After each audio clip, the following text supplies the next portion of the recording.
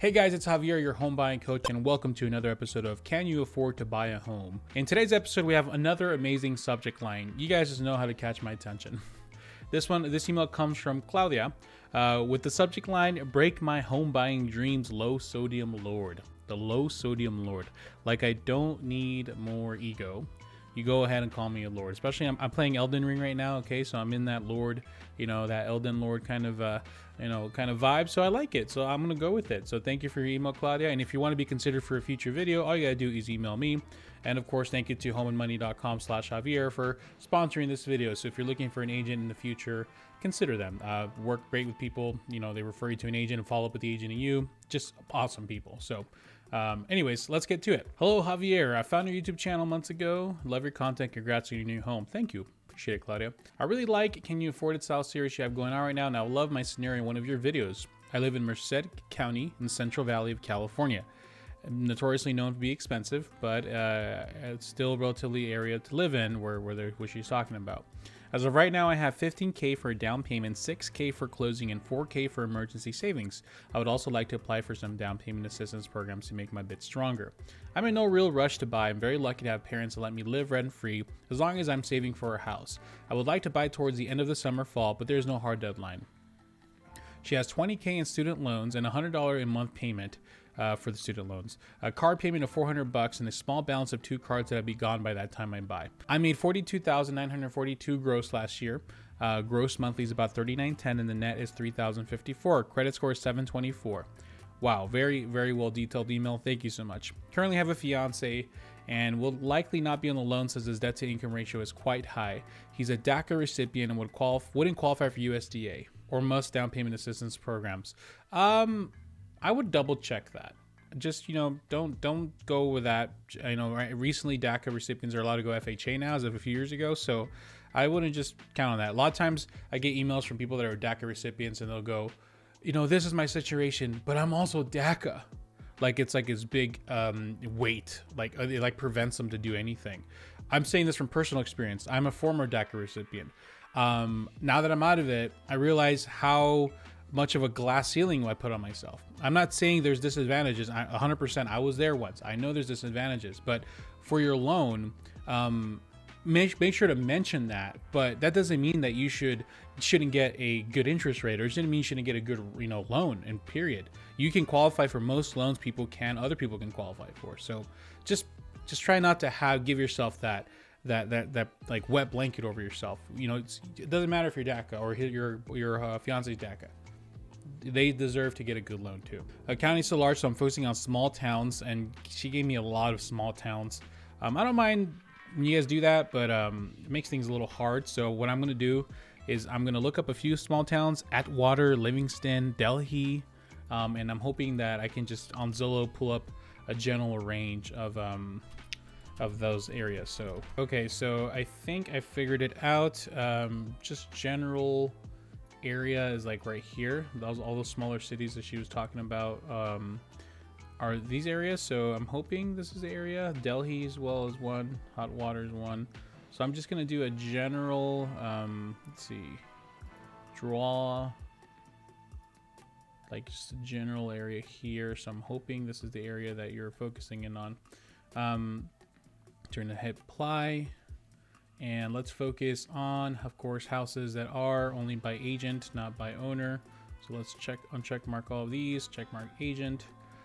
Focus in, well, I guess we don't really know the price yet, but we can get a general range of what we're looking for. Let's go 3-bedroom, 2-bath.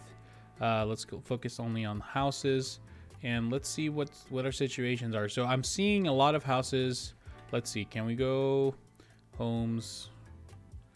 I would love if Zillow adds a feature where we can just export at least the data so we can get a good average. I know maybe they can't give that much info. We don't necessarily want to grab like addresses, just data in general, that would be a great tool.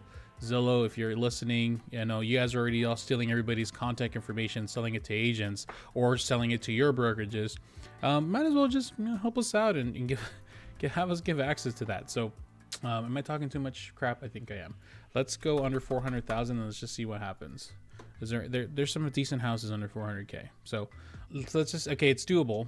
We have the general search. So let's actually change directions here, and let's go straight into if she can buy a house. All right, so let's get to it. So rural California, since we're not really sure what she's going to qualify for and if she can afford, we have a good idea of what the houses are by going on Zillow. So we are going to see if it's even doable. So let's start off with the credit. She said her credit right now, she's currently at 724, which not a bad credit score. It's not amazingly, but it's really good. So you definitely have done some work.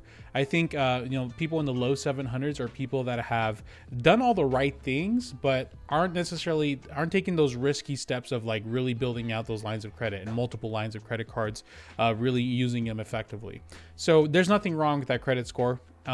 You did say that your husband, or sorry, your fiance is a DACA recipient, but he should still have a credit score.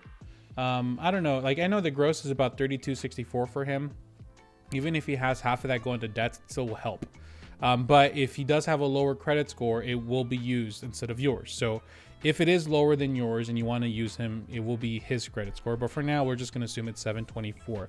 Very solid. Nothing wrong with 724. This should be able to get you into conventional and, FHA territory if you want to, but it should get you into a very solid conventional. So it should be able to get you a good down payment assistance program. So that will be conventional. So we'll go conventional. I know that you're talking about USDA. I think you're 100% solid with USDA as well. Conventional is definitely the goal, and it will work. USDA definitely works as well. So great, you're good there. So let's talk about the savings situation. So we're gonna try and get you to see if we can qualify for, I don't know, 400,000 maybe, because that seems to be where most of the decent houses start capping at. There's a lot in 360, 380, but if we go worst case scenario 400K, I think you'll be able to get, plan for the worst, in a way. So I think it might work. So if you are going with $400,000, let me just start a quick new page here.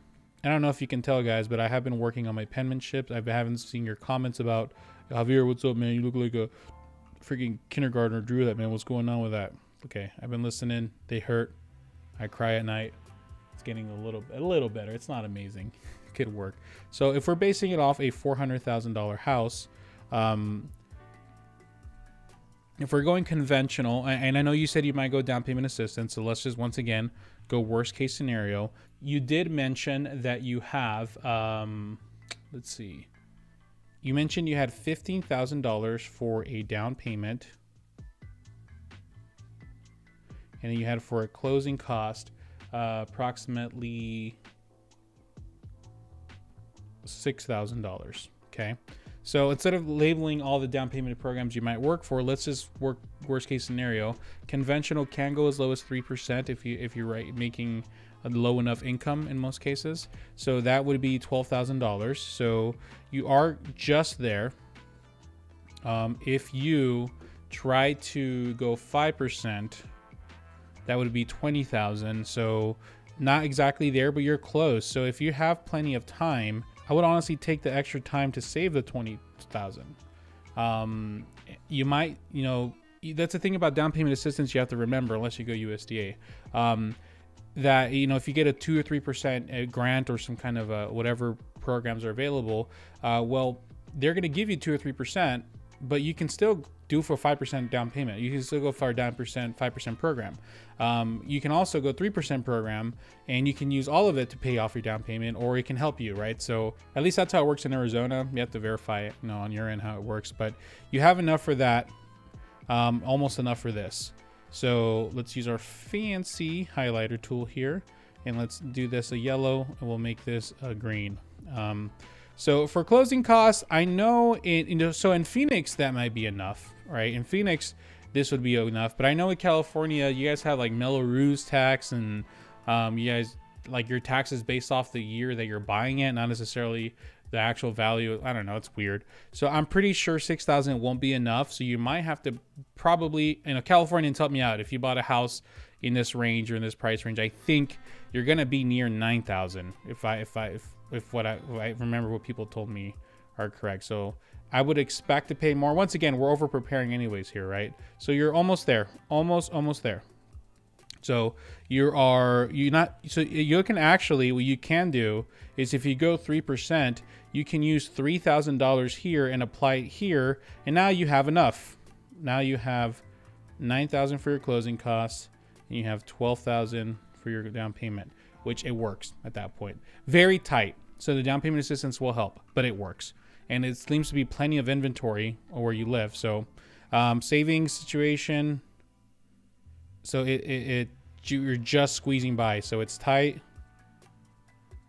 but works. Unlike me, very loose, but I still work. Here I am working right now. So I'm going to give you code yellow here. Code yellow. It's tight, but it works.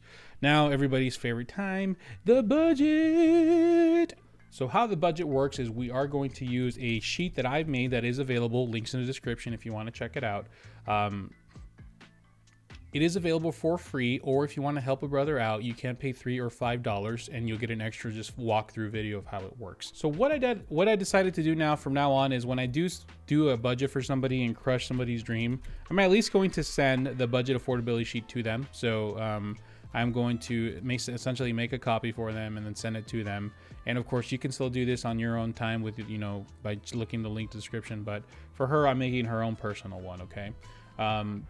By the way, guys, Christina was the last one to give me a good update, so if you guys have any updates for that, just let me know. I mean, this is February 9th. I want to update it. I want to make it better. So help me out here. So, okay, let's start off with what she owes. She has a $400 car payment, right? So she did say she had a student loan payment of $100, but the balance was $20,000. Normally, I know lenders like to go 1% of the total balance. If they go conventional, I think they can use the lowest of both. I'm going to play it safe and do 1%. And she did say she had some credit card payments, but we're leaving it easy. We're just going to, she said she'll be paying off by then. Monthly income and net income. Let's break those down. For the monthly income, she was at $39.10. And for the net income, she was at $30.54. Now, I'm curious. I always say it's about 75% of your gross. So let me just see if I'm right in this situation. Or if I've been just a bunch of caca.